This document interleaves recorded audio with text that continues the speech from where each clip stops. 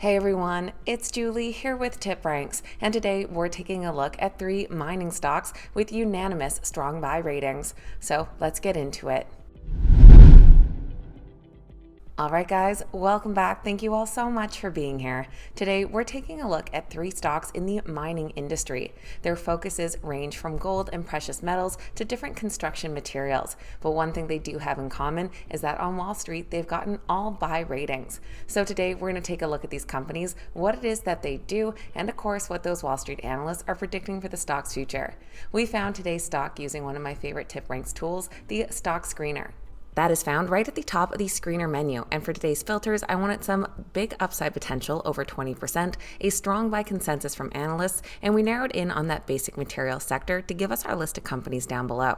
You can try the stock screener for yourself over on the TipRanks website or also on our TipRanks mobile app. Links to download are in the description down below, or you can scan the QR code on your screen. Just before we get into today's stocks, this is a friendly reminder that if you enjoyed the video, make sure you hit that thumbs up button and that you're subscribed to the channel. Now let's dive right into these strong buy mining companies.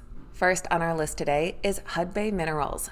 They trade under the ticker HBM, currently priced at $8.56. This is a stock we've touched on before, last February, March-ish, and over the past year, the stock has climbed 59%, and in the last 3 months is actually down slightly, down 6%.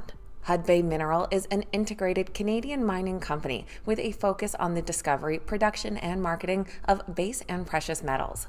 With operations in Canada, Peru, and the United States, Hudbay primarily produces copper concentrate, which contains copper, gold, and silver. They also produce zinc metal, but more than half of their revenue comes from copper, with significant contributions from zinc and gold.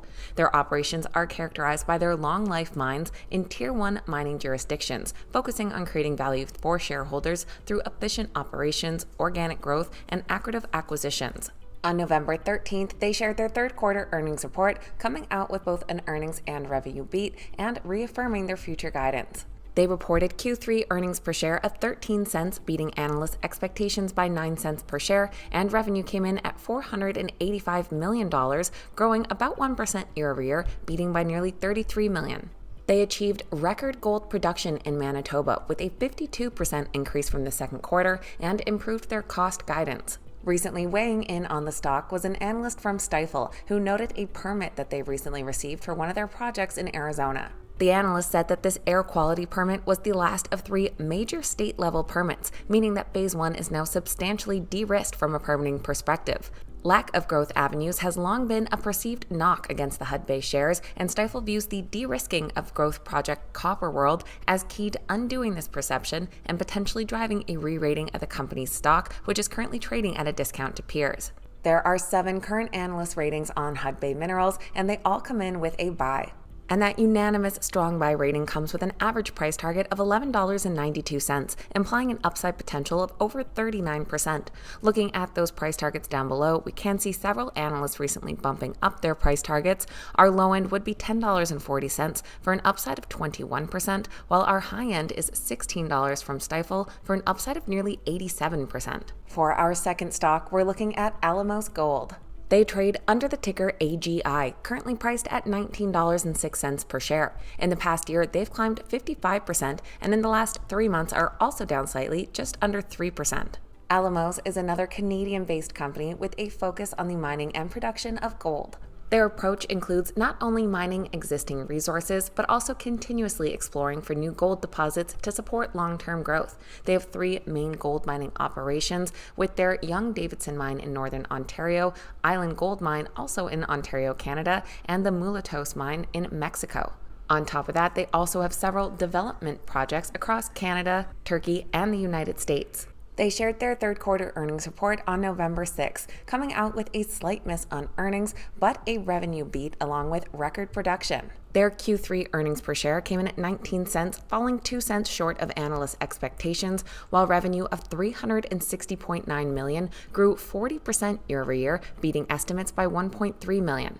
That record revenue was driven by record production in the quarter of 152,000 ounces of gold, and they generated $88 million in free cash flow. At the start of December, an analyst from National Bank did upgrade their rating on the stock to a buy. They said that Alamos is well positioned to meet its full-year guidance, and the firm expects further share price benefits from several material catalysts due out over the next few months. The stock's outperformance has been driven by a combination of the company's strong track record of hitting guidance and positive updates, which have seen reserves being more than replaced for 5 consecutive years, and the firm expects this trend to continue into 2025. Alamos Gold also has 7 current analyst ratings, all coming in with a buy. And the average price target comes in at $25.38, implying an upside potential of 33%. Looking at those ratings down below, we have a couple at our low-end price target of about $24 for an upside of 27%, while our high-end price target, we have a couple at over $27 for an upside of 45%. If you've made it all the way to our third stock today, then do me a favor and make sure you've hit that thumbs up button. Last but not least, we're looking at Knife River Corporation. They trade under the ticker KNF, currently priced at $94.50. And this is another one that we've touched on before just over a year ago at the start of January. In the past year, the stock has climbed about 50%, and in the last 3 months is up just over 4%. Knife River is a bit different than the others as they are focused on mining construction materials. Their business model is vertically integrated, controlling the supply chain from the extraction and mining of raw materials all the way to the delivery of finished products and services.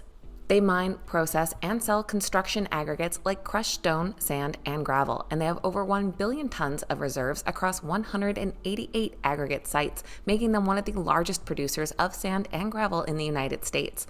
They produce and sell asphalt and ready-mix concrete, and also offer cement, merchandise, and other building materials. They shared their third quarter report on November 4th, and their results did fall short of analyst expectations.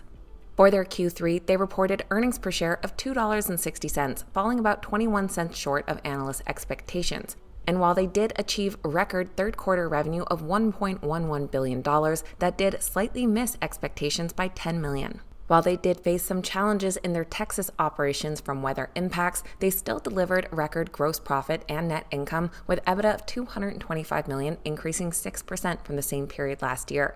They also invested nearly $130 million into 6 different acquisitions throughout the year and narrowed their future guidance. And just before Christmas, we had a 5-star analyst from D.A. Davidson reiterate their buy rating and increase their price target, saying that they were positive on the company's Strata acquisition, with margins looking accretive, and some synergies and structural market opportunities that could also be factors. D.A. Davidson is leaving its estimates unchanged, but nudged its price target upwards to reflect the presumed future contributions. Knife River just has 4 current analyst ratings, but all come in with a buy. And the average price target comes in just shy of $120, which would imply an upside potential of 26%. Looking at those ratings down below, several analysts actually bumped up their price targets. Our low end comes in at $115 for an upside of over 21%, while our high end is this most recent one from D.A. Davidson with an upside of 32%. So that is a quick look at 3 mining companies that have all buy ratings from Wall Street analysts and some price targets that would imply some pretty attractive upside potential. Let me know your thoughts on these companies and what others are catching your eye lately in the comments down below. I always love hearing from you guys. Please keep in mind these videos are never a suggestion to buy or sell any specific stock, so please make sure you always stick to your own investment plan and do your own research and due diligence. Thank you guys so much for watching. Have a fantastic day. I'll see you back here next time.